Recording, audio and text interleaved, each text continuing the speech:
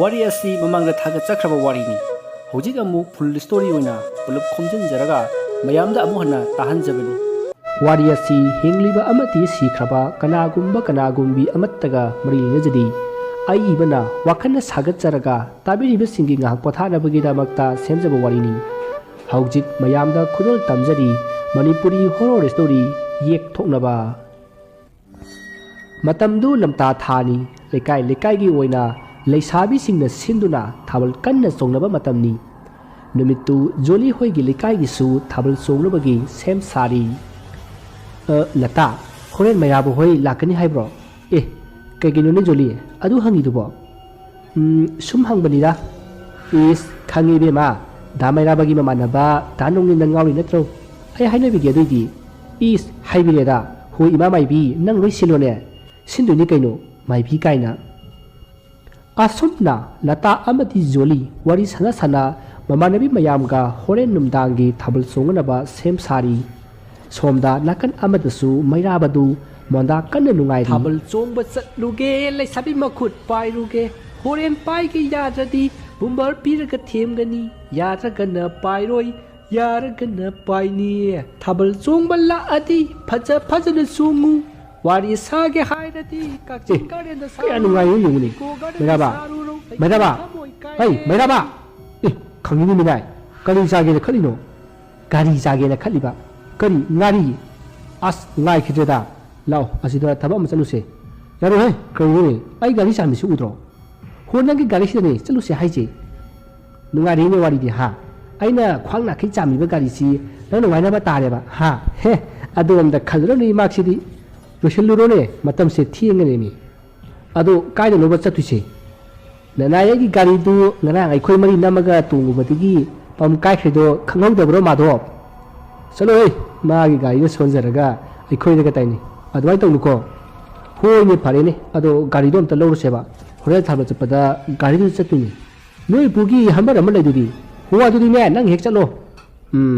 ꯃꯁꯤꯗꯤ ꯂꯩꯔꯝꯃꯣ ꯑꯩ ꯂꯣꯏꯁꯤꯜꯂꯨꯈꯤꯒꯦ꯫ ꯑꯁꯨꯝꯅ ꯍꯥꯏꯔꯝꯂꯒ ꯃꯩꯔꯥꯕꯗꯨ ꯏꯃꯨꯡꯗ ꯆꯪꯈ꯭ꯔꯦ꯫ ꯁꯣꯝꯗ ꯅꯣꯡꯏꯟꯁꯨ ꯃꯩꯔꯥꯕꯒꯤ ꯒꯥꯔꯤ ꯑꯗꯨ ꯁꯨꯃꯥꯡꯂꯣꯝꯗ ꯏꯜꯂꯛꯑꯒ ꯄꯨꯔꯛꯂꯤ꯫ ꯃꯁꯤꯒꯤ ꯃꯇꯨꯡ ꯃꯈꯣꯏ ꯑꯅꯤ ꯅꯣꯡꯏꯟꯒꯤ ꯒꯥꯔꯤ ꯁꯦꯝꯂꯝꯕ ꯋꯥꯛꯁꯣꯞ ꯑꯗꯨꯗ ꯂꯥꯛꯂꯤ꯫ ꯃꯇꯝ ꯑꯗꯨꯗ ꯃꯩꯔꯥꯕꯅ, ꯚꯥꯏ ꯅꯣꯡꯏꯟ, ꯍꯣꯔꯦꯟꯗꯤ ꯆꯣꯡꯊꯥꯡꯒꯤ ꯊꯥꯕꯜꯗ ꯑꯣꯏꯅ ꯀꯥꯎꯊꯔꯨꯁꯤꯀꯣ꯫ ꯃꯣꯏꯒꯤ ꯊꯥꯕꯜꯗꯨꯕꯨ ꯉꯁꯤꯔꯅꯦ? ꯃꯥꯅꯦ, ꯅꯪꯅ ꯌꯥꯝ ꯄꯥꯝꯖꯕ ꯖꯣꯂꯤꯗꯣ ꯉꯁꯤꯗꯤ ꯁꯥꯔꯤꯒ ꯁꯦꯠꯅꯤ ꯍꯥꯏꯕꯅꯤ꯫ ꯑꯁꯦꯡꯕꯩꯔꯣ ꯍꯥꯏꯁꯤꯕꯣ? ꯑꯃꯥꯡꯕꯒꯤ ꯀꯩꯅꯣ ꯈꯪꯗꯦꯕ, ꯑꯩꯅ ꯀꯔꯤꯒꯨꯝꯕ ꯂꯇꯥꯁꯦ ꯀꯣꯏꯔꯝꯗ꯭ꯔꯕ, ꯖꯣꯂꯤꯁꯦ ꯅꯝꯗꯅ ꯀꯣꯏꯒꯗꯕꯅꯤ꯫ ꯍꯦꯛ ꯀꯔꯥꯏꯗꯁꯨ ꯂꯇꯥꯒ ꯍꯥꯟꯅ ꯊꯦꯡꯅꯔꯨꯗꯅ ꯑꯩꯁꯦ ꯊꯃꯣꯏ ꯀꯥꯏꯔꯕꯅꯦꯕ꯫ ꯇꯥꯅꯤꯡꯗꯦꯀꯣ, ꯁ꯭ꯋꯥꯏꯗꯅꯦ ꯈꯣꯟꯗꯥ ꯋꯥ ꯄꯦꯠ ꯉꯥꯡꯒꯅꯨ, ꯇꯥꯅꯤꯡꯗꯦ꯫ ꯑꯃꯈꯛꯇꯪ ꯇꯔꯛ ꯀꯣꯏꯖꯒꯦ ꯇꯧꯕꯁꯤꯗ ꯃꯤꯁꯧ ꯆꯪꯂꯛꯀꯅꯨ, ꯄꯟꯊꯨꯡꯒ ꯌꯧꯗꯧ ꯃꯥꯟꯗꯦꯀꯣ꯫ ꯍꯣꯏꯗ ꯐꯥꯒꯤ ꯇꯧꯕꯅꯤ꯫ ꯑꯩꯈꯣꯏꯒꯤ ꯂꯇꯥꯗꯒꯤ ꯖꯣꯂꯤꯅ ꯀꯔꯤꯕꯨ ꯍꯦꯟꯖꯒꯦꯅꯦ ꯍꯥ? ꯐꯦꯁꯟ ꯇꯧꯕꯁꯨ ꯍꯩꯇꯕ ꯂꯋꯥꯏ ꯅꯨꯄꯤꯗꯨꯕꯣ꯫ ꯍꯥꯏꯖꯧ ꯐꯪꯍꯧꯗ꯭ꯔꯃꯤꯅ꯫ ꯑꯁꯨꯝꯅ ꯃꯈꯣꯏ ꯑꯅꯤ ꯋꯥꯔꯤ ꯁꯥꯟꯅ ꯂꯥꯛꯄꯅ ꯅꯣꯡꯏꯟꯒꯤ ꯒꯥꯔꯤ ꯁꯦꯝꯐꯝ ꯑꯗꯨ ꯌꯧꯔꯦ꯫ ꯒꯥꯔꯤꯗꯨꯁꯨ ꯁꯦꯝꯕ ꯂꯣꯏꯔꯝꯕꯗꯒꯤ ꯑꯁꯦꯝꯃꯜ ꯄꯤꯊꯣꯛꯂꯝꯂꯒ ꯌꯨꯝꯂꯣꯝꯗ ꯑꯃꯨꯛ ꯍꯥꯏꯊꯔꯛꯂꯤ꯫ ꯑꯁꯨꯝꯅ ꯃꯇꯝꯗꯨ ꯍꯧꯈ꯭ꯔꯦ꯫ ꯅꯨꯃꯤꯠ ꯑꯗꯨꯒꯤ ꯅꯨꯃꯤꯗꯥꯡꯅꯤ꯫ ꯃꯩꯔꯥꯕꯗꯨ ꯅꯣꯡꯏꯟꯗ ꯐꯣꯟ ꯇꯧꯔꯛꯏ꯫ ꯚꯥꯏ, ꯃꯇꯝꯁꯤꯕꯨ ꯉꯜꯂꯤꯕ꯭ꯔꯣ? ꯑꯗꯨ ꯍꯪꯕꯩꯔꯣ ꯑꯩꯉꯣꯟꯗ ꯐꯣꯟ ꯇꯧꯔꯛꯏꯁꯦ? ꯅꯪ ꯄꯨꯡ ꯌꯦꯡꯕ ꯍꯩꯇꯕ ꯃꯤꯔꯣ ꯍꯥ? ꯑꯁ ꯇꯧꯔꯛꯑꯦꯅꯦ ꯃꯥꯏ ꯍꯧꯅꯕꯤꯁꯤ꯫ ꯍꯣꯏ ꯏꯕꯨꯡꯉꯣ, ꯄꯨꯡ ꯌꯦꯡꯕ ꯍꯩꯕ ꯀꯌꯥꯝ ꯋꯥꯠꯂꯤꯒꯦ? ꯋꯥꯊꯤ ꯇꯧ ꯂꯩꯔꯣꯅꯣ, ꯄꯨꯡ 9 ꯇꯥꯁꯤꯟꯈ꯭ꯔꯦ꯫ ꯑꯩꯈꯣꯏꯗ ꯂꯥꯛꯑꯣ ꯃꯩꯔꯥꯕ, ꯃꯅꯣꯖ ꯍꯣꯏꯁꯨ ꯂꯩꯔꯤꯌꯦ, ꯄꯨꯟꯅ ꯆꯠꯈ꯭ꯔꯁꯦ꯫ ꯑꯗꯨ ꯉꯁꯥꯏꯅ ꯇꯥꯃꯤꯜꯗ ꯍꯥꯏꯌꯨ ꯌꯥꯗ꯭ꯔꯣ ꯍꯥ? ꯏꯟꯗ꯭ꯔ ꯚꯩꯗ꯭ꯔꯅꯦ ꯃꯅꯣꯖ ꯄꯟꯖꯤꯜꯀꯥ꯫ ꯍꯣꯏ ꯌꯥꯔꯦ, ꯂꯥꯛꯑꯣ ꯊꯝꯃꯦ꯫ ꯊꯝꯈ꯭ꯔꯦꯅꯦ꯫ ꯑꯁꯨꯝꯅ ꯐꯣꯟ ꯇꯧꯅꯔꯕ ꯃꯇꯨꯡ ꯃꯩꯔꯥꯕꯗꯨ ꯅꯣꯡꯏꯟ ꯍꯣꯏꯗ ꯂꯥꯛꯂꯤ꯫ ꯃꯁꯤꯗꯒꯤ ꯃꯈꯣꯏ ꯇꯔꯨꯛ ꯄꯨꯟꯅ ꯊꯥꯕꯜ ꯆꯣꯡꯕ ꯆꯠꯅꯕꯒꯤ ꯊꯣꯔꯛꯂꯤ꯫ ꯑꯁꯨꯝꯅ ꯂꯥꯛꯇꯨꯅ ꯃꯈꯣꯏ ꯃꯌꯥꯝ ꯑꯗꯨ ꯂꯇꯥ ꯍꯣꯏ, ꯖꯣꯂꯤ ꯍꯣꯏꯒꯤ ꯊꯥꯕꯜ ꯆꯣꯡꯐꯝ ꯑꯗꯨ ꯌꯧꯗꯨꯅ ꯃꯈꯣꯏꯅ ꯈꯣꯏꯗꯥꯖꯕꯤꯁꯤꯡꯒ ꯄꯨꯟꯅ ꯅꯨꯡꯉꯥꯏꯅ ꯊꯥꯕꯜ ꯆꯣꯡꯂꯤ꯫ ꯑꯁꯨꯝꯅ ꯖꯣꯂꯤ ꯑꯃꯗꯤ ꯅꯣꯡꯏꯟꯁꯨ ꯊꯥꯕꯜ ꯆꯣꯡꯈꯤ꯫ ꯃꯇꯝ ꯑꯗꯨꯗ ꯅꯣꯡꯏꯟꯅ ꯃꯥꯒꯤ ꯑꯣꯏꯕ ꯊꯃꯣꯏꯒꯤ ꯋꯥꯔꯤ ꯀꯌꯥ ꯐꯣꯡꯗꯣꯛꯈꯤ꯫ ꯖꯣꯂꯤꯁꯨ ꯍꯔꯥꯎ ꯅꯣꯡꯏꯟꯅ ꯍꯥꯏꯔꯤꯕꯁꯤꯡ ꯑꯗꯨ ꯌꯥꯗꯨꯅ ꯃꯈꯣꯏ ꯑꯅꯤ ꯅꯨꯃꯤꯠ ꯑꯗꯨꯗꯒꯤ ꯅꯨꯡꯁꯤꯅꯕ ꯍꯥꯏꯕꯗꯨ ꯑꯣꯏꯈꯤ꯫ ꯑꯁꯨꯝꯅ ꯅꯨꯡꯁꯤꯅꯔꯛꯄ ꯊꯥ 4 ꯐꯥꯖꯤꯜꯂꯛꯂꯤ꯫ ꯅꯣꯡꯃ ꯅꯣꯡꯏꯟ ꯑꯃꯗꯤ Jolie chingya amata phaminaduna wari sanari maduda Jolie na nonginda danongin kainoma hangena sarukti jalo ha kana sai bana tragadi saroi kariwano hairo adubro danongin gi mingse kamaina nongin thonkrino usi ki mingsi natradi amta lejadrabo hai sidi lagi wari ni ne yam athalai da tholiba jani noi ki phajaba ma khalaga pangthon thon bodu nati ne hoiba adu kari athanoba aiko ipudo maiba maicongni mana thonbiram aina taibong phawbo numitu nong kanna takhi hai aduda ipuna nong tabadu somda anga unabagi mayamna koichin chena bada nungai ti haidana nongdo hangkhinaba leiwa tawrubuni hai aduda nongsu hangkre aisu hangkre adagidi punamak sinaba tare haidana ipuna leiwado handokpatagidi nongdo maning tamna takhi aduga isu asoi angam yauduna taibong phawedana aduda ipuna aise nongna intharakpani nongna illaga taibang phawkhibani haidana ne nongna inba nongin kobani da o yam nungai dagi wari se phunga wari oina takhibi wari ni ne adu ina teda sum haibani hoi se fare matam se thienge yum halase asumna hainaduna nongin amati Jolie punna mayum da hanari nongin na mayum hek jawbaga nongin gi mama laibina hai gaiko kaida jalui ima mimu unarubne hey nangi mido ima khangine mado aina pamdi yamatuna tunga naba toko karigumba mabu yumsida mawena pusilaba ima bu phati hainu as ima adugumba anda biswas ki wakaldo khara thado hojikse yam sakholabani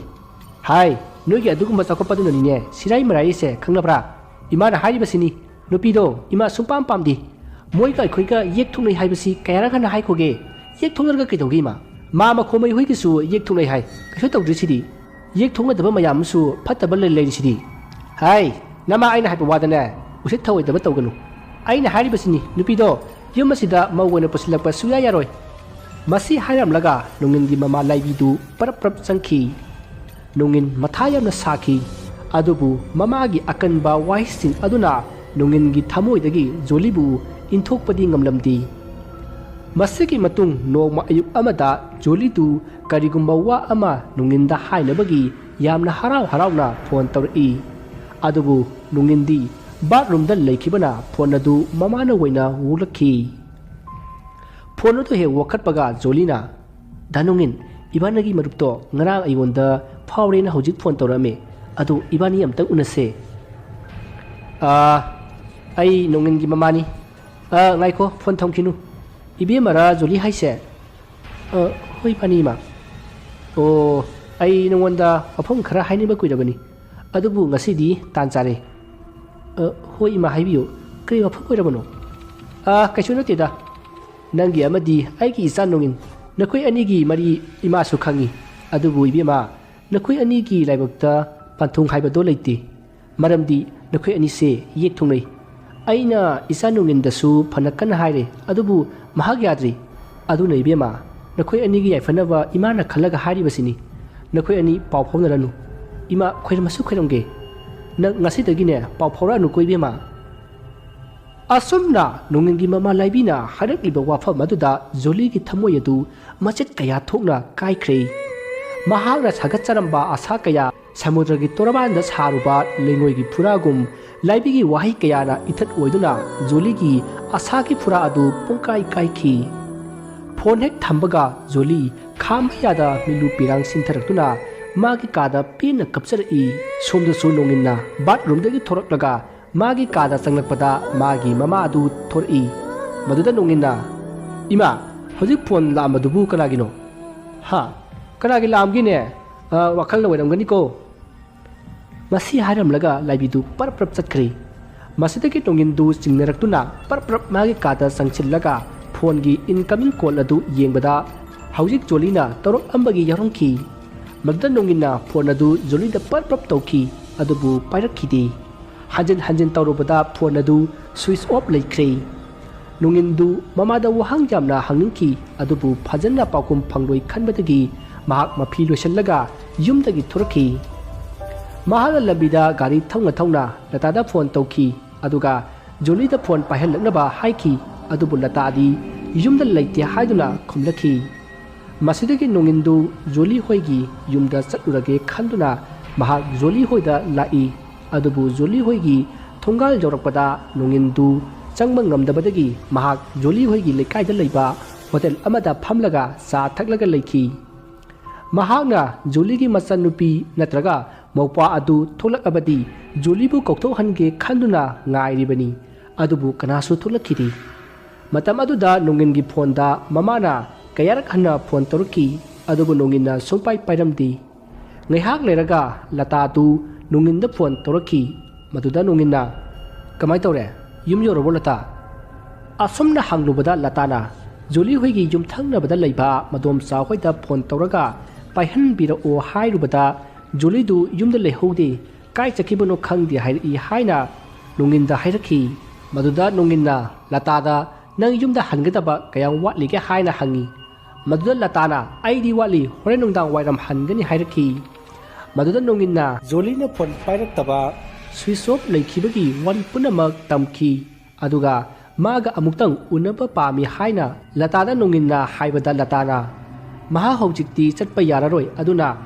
ꯅꯨꯡꯊꯤꯟ ꯄꯨꯡ 2 ꯐꯥꯎꯕꯒꯤ ꯃꯅꯨꯡꯗ ꯃꯥꯒ ꯄꯥꯎ ꯐꯥꯎꯅꯅꯕ ꯇꯧꯔꯛꯑꯒꯦ" ꯍꯥꯏꯅ ꯅꯣꯡꯏꯟꯗ ꯍꯥꯏꯔꯛꯈꯤ꯫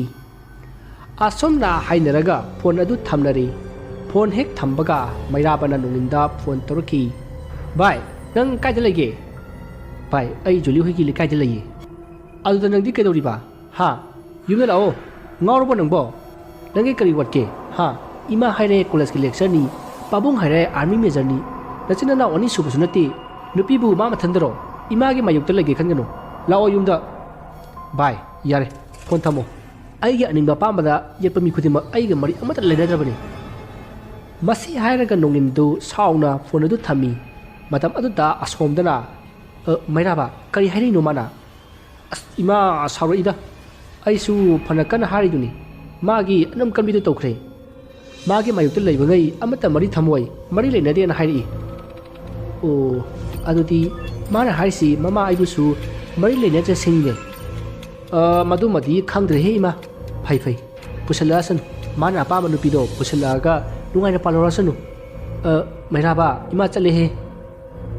ꯃꯁꯤ ꯍꯥꯏꯔꯝꯂꯒ ꯅꯣꯡꯏꯟꯒꯤ ꯃꯃꯥ ꯂꯥꯏꯕꯤ ꯑꯗꯨ ꯀꯞꯄꯒ ꯆꯠꯈ꯭ꯔꯦ꯫ ꯃꯇꯝ ꯑꯗꯨꯗ ꯃꯩꯔꯥꯕꯅ ꯅꯣꯡꯏꯟꯗ ꯑꯃꯨꯛ ꯍꯟꯅ ꯐꯣꯟ ꯇꯧꯈꯤ꯫ ꯃꯗꯨꯗ ꯅꯣꯡꯏꯟꯅ "ꯀꯩ ꯑꯃꯨꯛ ꯂꯩꯔꯦ?" "ꯚꯥꯏ, ꯅꯪ ꯁꯥꯎꯅꯨꯀꯣ, ꯏꯃꯥꯒꯤ ꯃꯃꯥꯡꯗ ꯍꯥꯏꯗ ꯌꯥꯗꯗꯅ ꯑꯩ ꯍꯥꯏꯈꯤꯕꯅꯤ." "ꯍꯣꯏ ꯌꯥꯔꯦꯁꯦ, ꯑꯩꯁꯨ ꯈꯪꯉꯦ, ꯏꯃꯥꯗꯣ ꯆꯠꯈ꯭ꯔꯕꯣ?" "ꯀꯞꯄꯒ ꯆꯠꯈ꯭ꯔꯦ." "ꯈꯪꯗ꯭ꯔꯦ ꯚꯥꯏ, ꯏꯃꯥꯁꯨ ꯅꯨꯡꯁꯤ, ꯖꯣꯂꯤꯁꯨ ꯀꯥꯏꯅꯅꯤꯡꯗꯦ, ꯀꯩꯗꯧꯕꯒꯤ ꯂꯩꯔꯝꯃꯤꯅꯣ ꯈꯪꯗꯦꯕ ꯌꯦꯛꯀꯥꯁꯦ."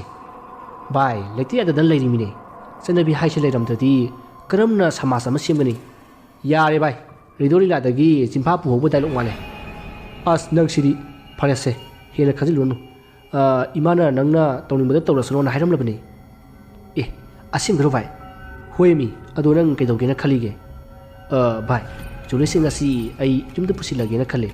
ꯑꯗꯨꯅ ꯅꯣꯏꯗ ꯊꯩꯔꯛꯑꯒꯦꯀꯣ." "ꯑꯦ, ꯑꯩꯈꯣꯏꯗ? ꯑꯁ ꯌꯥꯒꯗ꯭ꯔꯅꯦ? ꯇꯜꯂꯒꯅ ꯇꯜꯂꯦ ꯍꯥꯏꯌꯨ." "ꯌꯥꯔꯦ ꯚꯥꯏ, ꯑꯩ ꯐꯣꯟ ꯊꯝꯃꯒꯦ." "ꯑꯁ ꯑꯝꯇ ꯉꯥꯏꯈꯣꯗ, ꯐꯔꯦꯁꯦ, ꯄꯣꯔꯛꯑꯣ, ꯂꯥꯟꯁꯦ ꯑꯩꯁꯨ ꯌꯥꯎꯔꯕꯅꯤꯅꯦ ꯍꯥ."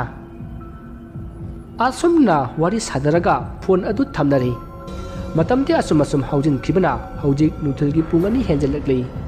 ꯃꯇꯝ ꯑꯗꯨꯗ ꯂꯇꯥꯅ ꯅꯣꯡꯏꯟꯗ ꯐꯣꯟ ꯇꯧꯔꯛꯈꯤ꯫ ꯅꯣꯡꯏꯟꯅ ꯐꯣꯟ ꯑꯗꯨ ꯋꯥꯈꯠꯂꯒ ꯀꯃꯥꯏ ꯇꯧꯔꯦ ꯍꯪꯕꯗ ꯂꯇꯥꯅ ꯍꯧꯖꯤꯛ ꯉꯥꯏꯍꯥꯛꯀꯤ ꯃꯇꯨꯡꯗ ꯖꯣꯂꯤꯒ ꯊꯣꯔꯛꯑꯒꯦ, ꯑꯗꯨꯒ ꯋꯥꯔꯤ ꯁꯥꯟꯅꯔꯣ ꯍꯥꯏꯔꯛꯈꯤ꯫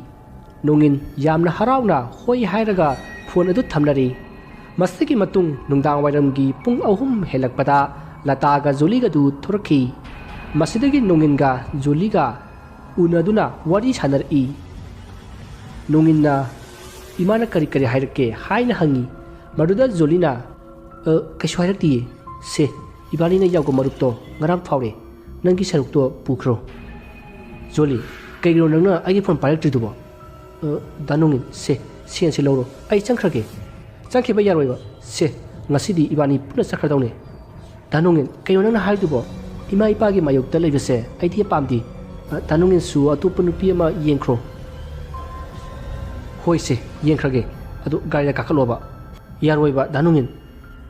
ꯑꯁꯨꯝꯅ ꯖꯣꯂꯤꯒ ꯅꯣꯡꯏꯟꯒ ꯃꯔꯤ ꯀꯟꯅ ꯇꯧꯅꯔꯤꯉꯩ lata tu changsillaktuna joli du mayumda hankinaba hairami matam aduda nongin na ma ngasidi pukhrage haibada latana adudi aisu khangti nakoi ani yanabagi makha poli hairami somda joli su suya yaramdi masadagi nongin na phare adudi ai ngasi siruruni haiduna gari adu start tawi masidagi joli du upai leitaduna nongin gi gari da kakhatki masigi matung lata da bidai piram laga joli amati nongin du anuba punsi amagi dama khong thangjinki masigi matung nongin amadi joli laibak pumjau thinna luhungki nongin gi mama laibi du maithong da yaning tabagi mami amatta utkiri asumna luhongba adu harau tayamna pangthoki matamte asum haujin kibana hojik luhongba sahi ama henjalaklei adubu joli mamitta masa amatta uramdi nakan amaromda nongin gi mama laibi aduna jolibu nongmagi otpa neiba asum haurakhi masigi sum mathakta nongin su jolibu minaiba haurakhi nomidang thiengna nongin du yu ngaruga halakhi aduga joliga yamna kanna mari yenaduna khanakhi masidagi nongin na jolibu tamthina phuki masi mamang thakta su kayarak adum tawkraba thabakni adubu numit adudadi nongin na jolibu sathina phumanbadagi joli gyan mangki matam aduda nongin gi mama laibi chenchillaktuna tawriba adu yengki matam aduda jolidu makuktagi I haitharaga laimaida targa lerami mage manakta nongin na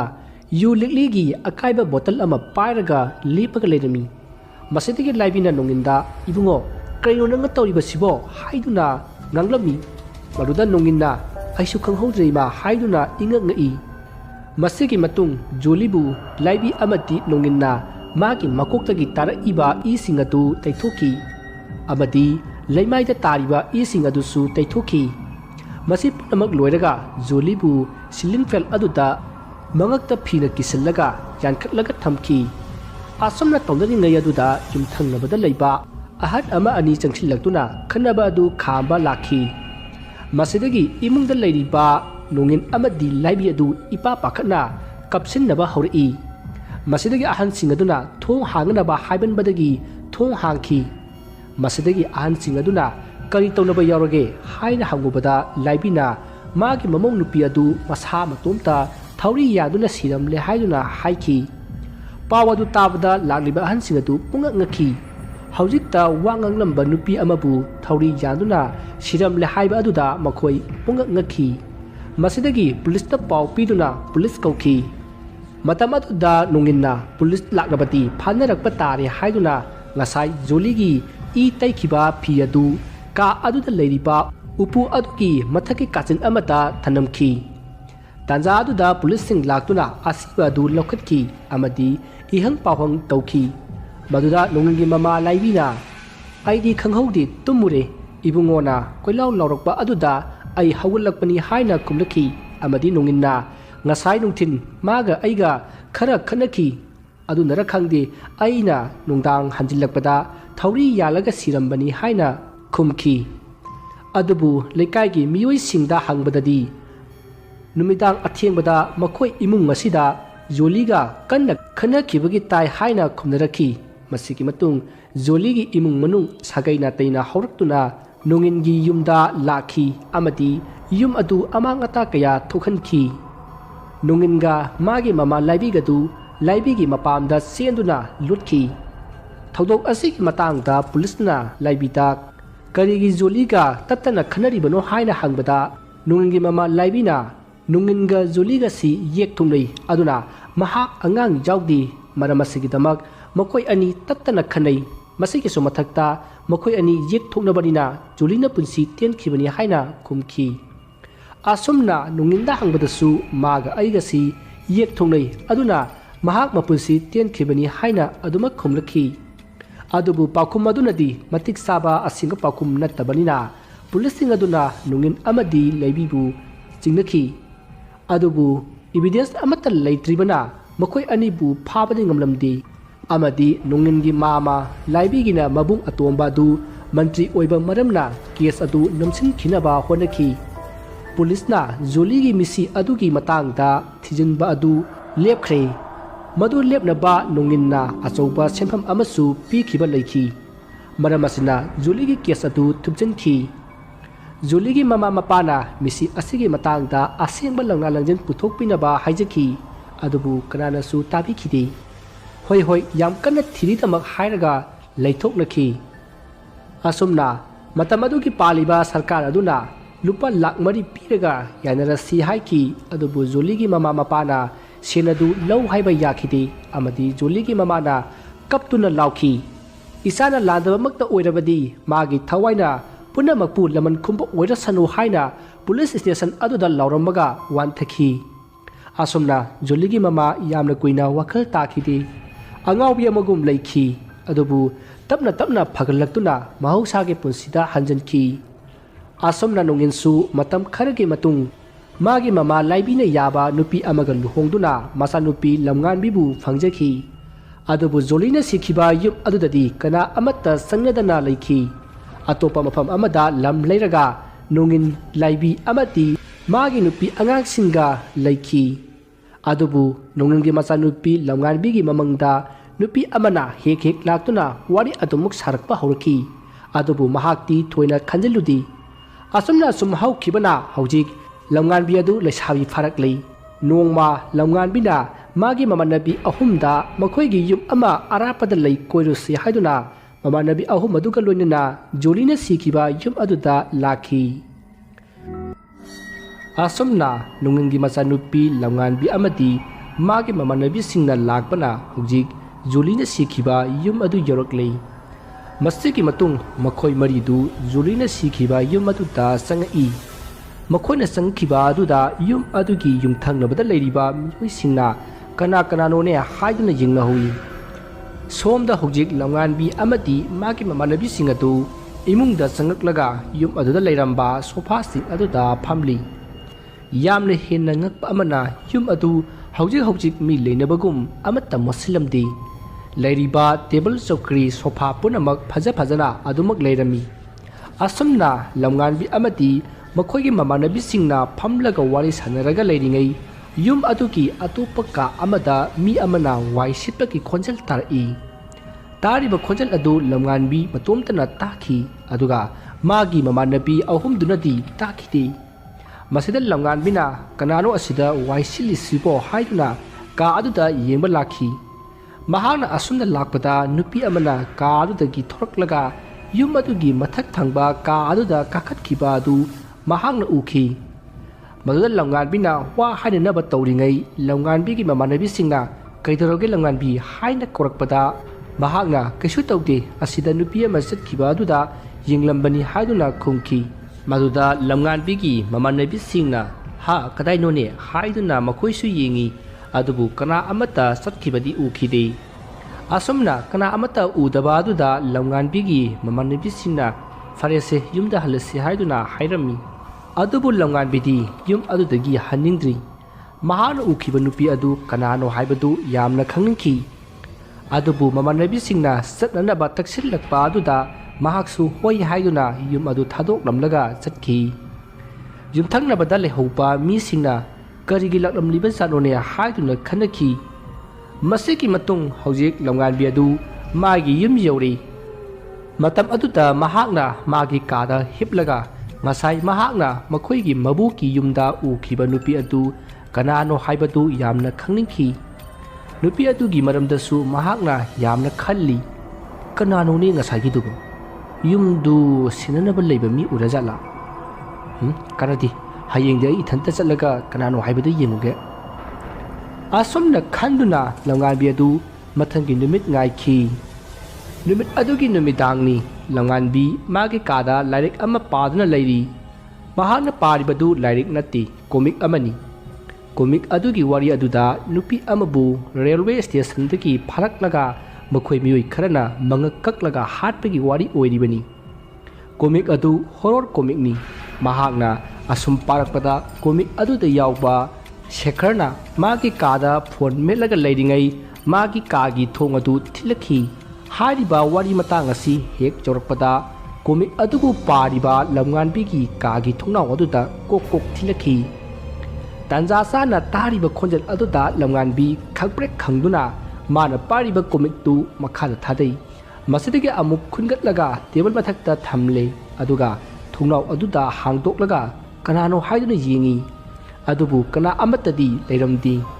ꯃꯁꯤꯗꯒꯤ ꯂꯝꯉꯥꯟꯕꯤꯅ ꯊꯣꯡꯅꯥꯎ ꯑꯗꯨ ꯊꯤꯡꯖꯤꯜꯂꯝꯃꯒ ꯃꯥꯅ ꯄꯥꯈꯤꯕ comic ꯑꯗꯨ ꯃꯈꯥ ꯆꯠꯊꯔꯛꯏ ꯑꯁꯨꯝꯅ ꯁꯨꯝ ꯄꯥꯔꯛꯄꯗ comic ꯑꯗꯨꯗ ꯌꯥꯎꯔꯤꯕ ꯁꯦꯈꯔꯅ ꯃꯥꯒꯤ ꯀꯥꯒꯤ ꯊꯣꯡ ꯑꯗꯨ ꯍꯥꯡꯗꯣꯛꯂꯒ ꯌꯦꯡꯕ ꯃꯇꯝꯗ ꯅꯨꯄꯤ ꯑꯃꯅ ꯃꯥꯒꯤ ꯃꯃꯥꯏꯗ ꯊꯥꯡꯅ ꯌꯥꯜꯂꯝꯃꯒ ꯆꯦꯟꯈꯤ ꯆꯩꯅꯥ ꯑꯗꯨꯅ ꯁꯦꯈꯔ ꯀꯟꯅ ꯂꯥꯎꯈꯤ ꯑꯁꯨꯝꯅ ꯀꯣꯃꯤꯛ ꯑꯗꯨꯗ ꯌꯥꯎꯔꯤꯕ ꯋꯥꯔꯤ ꯑꯁꯤꯒꯤ ꯃꯇꯥꯡ ꯑꯁꯤ ꯍꯦꯛ ꯄꯥꯔꯛꯄꯗ ꯂꯝꯉꯥꯟꯕꯤꯒꯤ ꯀꯥꯒꯤ ꯊꯣꯡꯅꯥꯎ ꯑꯗꯨꯒꯤ ꯋꯥꯡꯃꯗ नुपा अमना लाउपगी खोंजल लापना तामना ताखी खोंजल अदु ताबदा लंगानबिना मागी कागी थुंगनाव अदुदा परप परप संचिंदुना थुंगनाव अदु हांगी अदुगा कुयेंग येंगी मतम अदुदा थुंगनाव अदुगी मायोकनबदा लेरिबा कका बोरिस होइगी युमथक अदुदा नुपारा नुपीरा खांगतबा अमना लेपग लेबदु थाबलगी मंगाल अदुदा उखी मदु उरुबदा लंगानबिना कनानो असिदी हाइदुना खल्लगा मागी कादा चार्ज तौरिबा मफम अमा खंगना nganba torchlight adu puthorklaga amu kaptuna yengi adubu mahakna torchlight kapubadagi yumthak aduta lepamba nupani nupini khangtaba misak atu kaka boris hoigi asom wangmagi yenakharomda songthakre asomna songthakiba aduda langanbina huranbo oiraba zatla haina khanki masidagi mahakna thong adu losillamlaga saukrida phamlaga leiri महाकना खल्ली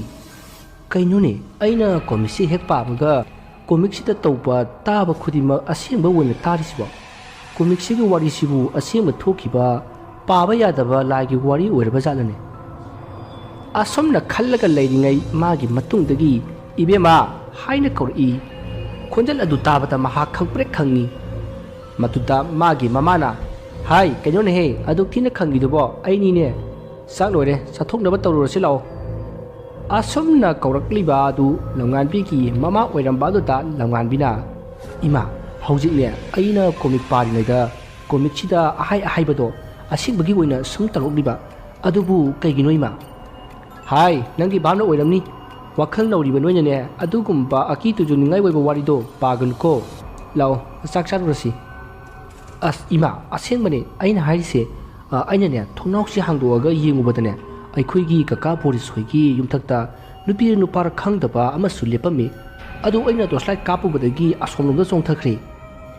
अस यारेसे काय कायदगी वारिनो तु चुंगी नंगदी करिगी torchlight तु कापुरिनो हा मथोंग चादे को नंग लाओ साक्षारुरसी हयेंखै comic अपता पाबा यारारोय कीदर खंगदिने कीदियैमा नुंगाइख्राजानिदा नुंगाइबदुनने लमित जुरी पारी उरिदो असमना लमगानबी अमदी मागे ममादु वारी सना सना साखुम लोमदा लाक्ले ताजादुदा लमगानबीगी मबोक लाइबीना हाय करिनोने इसुना हारिबबो मतम अदुदा लमगानबीगी ममाना हो नसु रुपीसे लाई उरे बुटकी कोमिक अमा पासिलगा बा फरिबा अस ममा आइना बा फब नतेबा असिंबगीनेबा ताजा अदुदा लाइबीना गाइखो इसु थोइबी करी उरबा हा बुबुक्ता हाइरो करी उरिनोबा अदुबुरबुबो अइना कोमिक पारिङै कोमिक्ता इरम्बा थौदोक्तो असेंबगी ओइना अइगी कादा सुम तौरइबा अदुगा अइना थोंनाव हांदोअगा येंबदने कका बोरिस होइगी युमथक्ता मी अमसु लेपमी अदु अइना टॉर्चलाइट कापुबदगी चोंथखरे हेरा इमाइ पेमा नोइ कका बोरिसना नंगोंदा फागी तौबा ओइरमगनी अदा नंगी कोमिक्तुगा तान चाना रुबो ओइरमनी हयेंग नोंगालगा हंगो अइसु सिदी हंगे अदुबुबो बुबु खोइना हाना लेरंबा युमदो याम फजई अदुदा नुपी अमा लेरिदो अइखोइगी करी मरी थुंगनगे लमगानबिन हांगलिबा वाहंग अदुदा लाइबी अमदी लमगानबिगी मपा नोंगिन येंगनै अदुगा नोंगिनना हाइरई चथोइबी कइनोने नंगदी जुमदुदा नुपी अमा लei हाइबसिदी कमाइना खंगिबा बाबा अइना ngasai चटपदा लेहौवे अदुगी हाइबनिदा ए नंगदी करीगी जुमदुदा चतलुरिबा हा हयेंखै चलुनुको मदुगी युमदो लाइफतब लेबे युमनी लमहेदुना चलबा नंग अदुम सिजरे खंगुको होय बाबा असुमना मखोय वरे सना सना साक साबा लोइसिलबा मतुंग मागे कादा तुम्बा संगखरे मतमदि असुम हौजिन खिबना अहिंगी मतम योरक्ली matam aduda lamnganbigi mabuki yum aduda mahak matomta lai aduga yum aduda sangduna man ukiba nupi adu koithi thirai asomna mahakna thirakpada amamba ka amata nupi ama sut sut kappaga lerami maduda lamnganbina kaidoroge nang kanano haina hangi matam aduda nupi aduna ai yumsigi mine adubu nakhoina ibu inthokpire sak su pijadi thabakti adum suale ai chagamna lami asi haraga amuk sut sut kapkhri matam aduda lamnganbina ai sak pijage namaido nokalo ai ge wari sase asomna hairubada nupi adu mamai tapna tapna nunkhalai taja aduda lamnganbi ki mamana lamnganbi haiduna hawdoraki asomna hawdorakpa aduda lamnganbi mamit khampang pagi aduga mamada munna yengi maduda mamana hai kidoragine masibo hawgulo no ngale tuition chatpa thiengkini asomna hairamaga lamnganbi ki mamadu satkhri masida lamnganbina khali kaino hujiki mangdudi asengbaki su yumduda nupidu adum leramgadane asomna khanna mahak phamudagi hawgalakle aduga mamai mamit ta thoklaga mamagi manakta sanglai aduga ima haujingne aigi mangda bubu khigi yumdo uyibako adugi yumduda ima yam wana nupi ma lehawi aslanganbi nang adui wado palla anu haiba natro tumgi de haidaga kai kandabda mangmangino chalo tuition thiengkhinabani asomna lamnganbigi mamana sairakpa aduda lamnganbisu magi tuition du satkrei lamnganbigi mamasi yamna kigali mahakti butpret lai haibasi yamna kijaba misakni maramasina lamnganbina sarakliba wari aduda mahak hena kiduna lamnganbida sairibani masegi matung lamnganbigi mabok laibidu thabak ama satluni haiduna satki lamnganbigi mapa nonginsu magi thabak chatkrei hojik yum asida lamnganbigi mamadu khaktamak leiri ngehak leiraga lamnganbisu halakli masidagi lamnganbina magi mamada mabuk amati mapa bungbu hangki maduda lamnganbigi mamana thabak chatnakhi haina khumai matamaduda lamnganbina ima adudi tanan masari ibani thabak ama chaluse ha kai thabak no imadi sangoi ko as ima chaluseba agi bubu hoi yumduda chaluseba ngamoi noi babana lai phataba lei haidudi nang sune chalun ko as ima chaluseba babana phagi tawrine adane phi phajaba mayam ama sana howe adu su yengkseba asomna lamnganbi na gidi taksilakpa aduta lamnganbi ki mama su hoi haiduna yari asomna lamnganbi amati lamnganbi ki mama adu lamnganbi ki mabu ki yum jolina sikhiba yum aduda lakle asomna lakpana makhoi yum adu yauri masidagi makhoi ani yum manung aduda sangai hena ngakpa amana ngarang lakpadadi yamna nalhobani adubu ngasidi yum asi sahi kaya mi lenerudraba yum amagum yamna mosilami teban chakuri mayam adusu atikpasu yaurami madu ubada lamnganbi pungangai mahakna mamada ima ngarangdi yamna nalhobani hauji yam mosilami kamai tawjano masibo asomna hairubada mamana ibema mafam simawong amani ima yam hainadre chada silao kadawdino ibani na sida sum leiraga asomna hainari yum adugi saksangdomda karigumba ama thadabagi khonjal tarai khonjal adu tabada lamnganbigi mama adu kanna lauraga mapanda chenthoki mamagi matawatuta lamnganbisu swai laukhiduna mahaksu mapanda chenthori matam aduda lamnganbina ima kaidorage haina hangi maduda mamana hojik tamnara idudi haina khumai maduda lamnganbina as ima nang sidiba aidi mihunga ayururi mihundo magdingai yum chila silao kaisu kandabda laini aina laise asumna lamnganbiga magi mamaga na wari sanaringai nupa ahan ama sangraklaga nakoibu yumsigi kana no haina hangi maduda lamnganbigi mamana babung aikoi yumsigi mine nungin haidugi nupini aina aduga masina masa nupini o ado nakoi ani na mafam asida laisibu karigino ne sum hangbadi ko babung sum lakpani kaisu manam laiteda o ado ibema yum sida lairiba thawai sei amuktang losinaba tawne makhoi yum thangnabada lairiba makhoi sei लेफम चाफम अमत खंग्रेने युबु नखोय यावद्रगदी लाइसे लोसनबसु यारोय हारिबनी अदुना नखोयना मुक्तंग लोसिलुने नत्रबती अखोयसु नोंगदी सोयदना वाफमदा ताब सोयदे है वाफम असि ताबदा लंगानबीगी Mamadi कीबना लोयरी मदुदा लंगानबीना अहन अदुदा हंगी इपु यमसिदा थवाय अमा लै हाइसिबु कमाय तौब थवायनो कनागिनो असुमना हंगलुबदा अहन अदुना वारी पुनमक लिरखी अदुगा महागना मखा ताना हाइरी अदुना इबेमा युमसिदा मिहा थीना नुक्सी हैतना हातखिबा जुलीगी थवायना मियोय अनि पुदना चटपा पामी अमना नंगी नबोक लाइबिनी अदुगा अमना नंगी बाबा नोंगिनी अदुबु अइना कन्ना हाइजबदगी नोंगिंदी मरा लैते थंबिरमलगे हाइरी अदुना नंगी नबोक लाइबिदी पुखिदबा सुया यारोय अदुनानी ngasi फावबा युमसिदा लैरिबसे इपु कईगिनो नुपीदो हाटपति पाबुंगना हाटपनी अदुगा कईगिनो बुबुकी थवाय वइना पुगे हारिबदी इबेमा अदुगिदी मरम लई हाइगे ताउको नोइगी ममा चौबिसी नोइगी बुबोकना येक थुंगनै हाइदना सुया यादी अदुबु नंगी पाबुंगना ngamduna namdana yumsigi mawwenaba pusilakibani मरम असिना महागना मागे ममौ नुपी जुलीबु सोनोंग नुक्सिदे अदुबु नंगी नपाबुंगनदी यामन नुक्सिखी मसिदगी नखोइगी बुबोक लाइबिना माइबा अमा तानरगा नपाबुंगदा लैवा कापसिनबदगी नपाबुंगसु जुलीबु ओटपा नैबा हौरखी अदुगा नंगी नमा अहनगी मसासु यावदनबा नंगी नबोक लाइबिना तौखिबनी मसि पुनमक्से नंगी नपाबुंग नोंगिनदी खंगदी हौजिकसु खंगद्रिबनी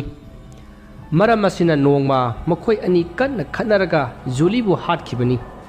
मरम असिना नंगी बोबोकसे थवाय असिना पुदना चटखिबा पामलिबनी असोमना अहन अदुना वारी लीबदगी हौजिकती लाइजसु मागे ममासु वाफम पुनमक खंगले अदुबु अहन अदुना हाइरिबा लाइबिबु जुलीगी थवायना पुबा पामली हाइरिबदु पुहनखिबा पामलमदी मरम असिदगी युम असिदा अमुक हना लाक्नरोय हाइरमलगा लंगानबी अमती लंगानबीगी ममादु युम लोमदा हनखी मकोय अनिना युमदा हंजिलकपदा लाइबिदु फमलगा लेरमी मतम अदुदा लाइबिना नखोयजे कायदा चलुइबा हाइना हंगी मदल लंगानबीना ममुके मनाक्ता प्रप प्रप संगसेलगा मखोयना जुलीने सिखिबा युम अदुदा चलुबा अमती अहन अदुना हाइरकपा वाफम खुदिमक तमखी मदुदा लाइबिना तपना हाइरी यारे यारे नंगे नथौ तौजरुरो मसी हाइरमलगा महाक इमुंगदा संख्रे मतमदु हौख्रे नुमित अदुगी नुमिदांगनी लंगानबीदु ngaraangi matogum magi kada lairik pari sakhumda langanbigi mamasu chak thongli nunginsu magi thabaki che chang khara loisilli aduga laibi na tv kada tv yengli mahana tv yengna khalli kari ngasai amai bana hairak padubo ai si numir humni gi manung da sirani haiba ai gi isu langanbina hatkini haiba kari na torsibo aina maram oiraga imung asida अतोपा अंगांग लापा ngamdabani suhai adudi ai kana ka tana sige asomna khanduna leiringai langwanbidu magi kadagi kanna lauri mahangna asomna laurakpa aduda langwanbigi mama mapa amadi mabok laibi adu chensilli makoina asomna chensinbada langwanbidu leimaida gyan manglaga targa leirami maduda nonginna langwanbibu kanna kauki amadi wakhal laknaba kanna honaki tanza aduda langanbidu kanna noglai aduga hairi nakhona langanbibu kaninglabadi yum aduda haujimak lau masi haramlaga amuk wan thakri tawriba asida laibina jinglabadagi mana hek yengba amaiba adu phone tawduna khudak aduda lakpina ba haiki masigi matung ngaihak leraka amaiba adu lakle asomna amaiba aduna kopna jinglaba matung hairi masidi anga ngasigi thawai kharati मफम मसिदा लैतबा कुइरेना युम अमदा कनागुंबा मना फाजिंदुना थमख्रे अदुना ngasi नुमित हुमनी फावबगी मनुंगदा लोकथोक हौरबदी सोइदना सिरनी अदुना युम अदुदा हौजिमक चटलगा लोकथोक हौरुसी असुमना अमाइबा अदुन हाइरकपा अदुदा लंगानबीगी ममाना ए कनागी युमनो हाइसिबो जामाइबा असुमना हंगलुबदा अमाइबा अदुना जोलिना सिखिबा युम अदुनी हाइना खुमलई अदुमना खुमलकपा अदुदा लंगानबीगी ममा अदु वा मखा ताद्रे मसिदगी लमगानबीगी मपाबुंगना लमगानबीबु पुदुना जोलीना सिखिबा युम अदुता चटलसि हाइदुना सेम सारई मसिदगी मखोई अमाइबा अदुगा लोइनना नुंगदांग अदुता जोलीना सिखिबा युम अदुदा लाक्ले मखोइना युम अदुता हेक जौसिलकपदा अकनबा नुक्सि सिटपा हुइसिंगना कप्पा अकीबा सप्ता कया तौबा होरक्ले मखोइना युम अदु हेक जौसिलकपगा ngasai lamnganbi hoina yum aduda leiringai lakhiba ahan adu hojiksu laklei aduga lamnganbi hoiga loine rakhiba amaiba aduda yamna sauna yengki aduga hairi waja sen kharagi damak mi marigi punsibu ariyamada manghan bahaibasibu aphabrani waja hairakliba wafam adugi arsha khangdabana nongin amati magi nupi adu tumina lei aduda nongin na hairi somna kana ibungo aise joli gi hek mamani yum masida imok jolina sahi kaya hwana leleklibani adubu ngasidi magi awabadu koklani masi hairaga nongin gi mama laibi de yengi maduda nongin na karino harisibo aidi pap amata tati hairupata joli gi mama aduna hairi ibungo yengu masigi ya maiba siga nangi imagana manaraga nangi nupiki फंगजगदबा आंगांग अहुम मखोइना मांगहनखि अमदि नंगोंदा लेवा थाजिनदुना नंगबु ngaवहनदुना नंगे नखुतमकना जोलीबु हालनखिबनी अदुना मखोइना हालिबसे नंगी नुपीदा नति नंगे नचा अहुम सुनीने हौजिकसु नंगी इमाना हेक लेरिबा मखै नंगी नमित्ता नचा नुपा अमत्ता उबा फंगरोय अदुगा नचा नुपी असिसु नुमि हुमनिगी मनुंगदा सिरगनी असमना हाइनरिङै लंगानबिदु वखल लाकपगुम फुक हगोलई अदुगा युम अदुगी मनुंगदा चनसिनख्रे लैरिबा मयाम अदु पुंगंगई मतम अदुता नुंगिना लंगानबीपु फाननबा होनखि अदुबु कनागुम्बा अमना काउथोरकपगुम काउथोरखि मसिदगी अमाइबा अनि अदुना मसिदी मुंगोंग अमनि हाइदुना मखोइना हाइजबा लैवा कया सोंदुना लाई खोइरंबा होरकले मसिदगी लाइबिना कौखिबा अमाइबा अदुना मैरा खरा सुखतनबा हाइरखि मसिदगी यम अदुदा लाखिबा जोलीगी मामा अदुना मागी खाउदा याउरिबनी हाइरकपदिगी मै सुखतुना लाइकन्ना खोइरंबा होरई तंजा अदुदा लंगानबिदु इमुंग लोमदा कन्ना लाउरई तौरिबा मवोंग असिदा लंगानबिगी मामा अदुदी किखिबना वांगांगबा फावबा ngamdre तंजा अदुदा इमुंग लोमदगी लंगानबिदु कन्ना चेंथोरकलगा लाइबिगी मखोंग अदु पाइरगा सोरो सिंसिनकी लैरिबा अमाइबा अनि अमति नोंगिन्ना यारना बस्तियन सिनबदा युम अदु थोंलोन सिनख्रे मसिदगी युम मनुंगदा लाइबिना कन्ना लाउबगी खोंजल तरखी सोमदसु युम अदुगी थोंग अदु फकाइनबा कन्ना होनखी मसिदगी उचिन्ना चिन थोंग अदु फकाइरे अदुगा इमुंग चंगलकपददी लाइबिदु मरै सांगा तिंथोकलगा सिदुना लेरमखी मिसी अदु उबदा लंगानबिगी ममादी अदुमक ज्ञान मांख्रे मसिदगी अमाइबा अनि अदुना लेवा कया सोंदुना जोलीगी थवाई अदुबु थिंगनबा कन्ना होनखि मतम अदुदा जोलीगी थवाई चंगलिबा लंगानबिना हाइरई युमसिगी अइगा नुंगिनगना लेरंबा का अदुगी उपु मथक्ता ई तैबा फी अमा लेरिबनी मदु नखोइना लोइसेलु मदु नत्रबदी अइ युमसिदा अदुमक लेखिनी मसि हाइरमलगा लंगानबि अदु ज्ञान मांख्रे हौजिक थवाई अदुना हाइरंबगी मतुक इन्ना उpu adugi mathakta kakatuna yenglubada phi ama leiramki masidagi phi adu makhoina mai thaduna lai khoirambadagi joligi thawai adu yum adudagi chakhi asumna lai khoiramlaba matung leikai miyam taktuna laibigi asiba chang adu podoikhi masidagi gyan manglamba lamngan biamati magi mama su gyan lakle asuna thoram pangthok loraba matung मखोई युम अदुदा मी लेबे याननबा अमाइबा निदुना लाई खोइरमबिखि असोमना मतम कया हौख्रे जोलीना सिखिबा yum अदुदा लाइबिगी मपुरोइबा दु लेदुना युम अदुबु ngak senki वारी असि मतंग असिदा लोइजरी वारी असिदा सोइखिबा लानखिबा वाहै वता खिबिक ताबिरिबसिंगना पुक्चल साउना ngakपिगनी